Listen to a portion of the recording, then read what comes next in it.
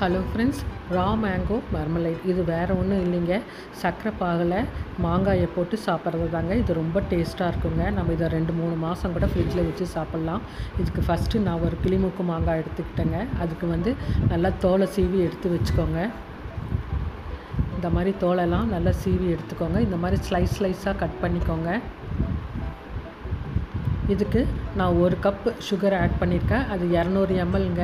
அந்த 200 ml சுகரை இதை போட்டு நல்லா மிக்ஸ் பண்ணி விடுங்க. ஒரு கொஞ்சம் நேரம் இதை அப்படியே மூடி வைங்க. தண்ணி விடும். ஒரு 1/2 hour இதை அப்படியே மூடி வச்சிங்கன்னா இதில் சுகர் மேங்கோவில் இருக்க சுகர் நல்லா தண்ணி விடுங்க. இது அப்புறமா நீங்கள் ஸ்டவ்வில் ஆட் பண்ணி இது கிளறி விட்டுக்கலாம். 30 நிமிஷம் கழித்து பாருங்கள் எவ்வளோ தண்ணி விட்டுருக்கு. இதை ஒரு பேனில் ஆட் பண்ணிக்கோங்க. இந்த சுகர் சிரப்போட பேனில் ஆட் பண்ணிக்கோங்க. இதுக்கு பிளாக் சால்ட்டு 1 டேபிள் ஸ்பூன் போட்டுக்கோங்க. சில்லி பவுடர் அது 1 டேபிள் ஸ்பூன் போட்டுக்கோங்க. குமின் டர்மரிக் பவுடர் மஞ்சத்தூள் அது ஒரு 1/4 டீஸ்பூன் போட்டுக்கோங்க. குமின் பவுடர் ஜீரக பவுடர் அது ஒரு 1/2 ஸ்பூன் போட்டுக்கோங்க. இது எல்லாத்தையும் நல்லா கிளறி விடுங்க.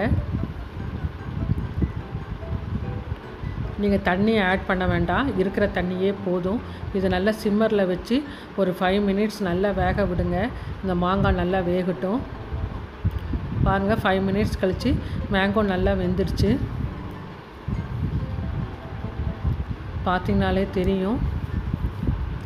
நல்லா அமுத்தி பார்க்கும் போதே நல்லா மேங்கோ நல்லா வெந்துடுச்சு. அவ்வளோதாங்க. இது டேஸ்ட்டு ரொம்ப சூப்பராக இருக்கும். இனிப்பு, புளிப்பு, காரம் எல்லாம் கலந்த ஒரு கலவையாக இருக்கும். இது எல்லாருக்குமே ஒரு பிடிச்ச டேஸ்ட்டாக இருக்குங்க. ஸ்டவ்வை நிறுத்திடுங்க. நல்லா ஆறின பிறகு ஒரு ஏர் கண்டெய்னரில் எடுத்து வச்சுக்கோங்க. இதை ஃப்ரிட்ஜில் வச்சிட்டிங்கன்னா ஒரு 3 மாதம் கூட கெடாமல் இருக்கும். நீங்கள் எவ்வளோ மேங்காய் வேணாலும் போட்டு இந்த மாதிரி ஃப்ரிட்ஜில் எடுத்து வச்சுக்கோங்க. டேஸ்ட்டும் ரொம்ப சூப்பராக இருக்கும். தேங்க்யூ ஃபார் வாட்சிங்.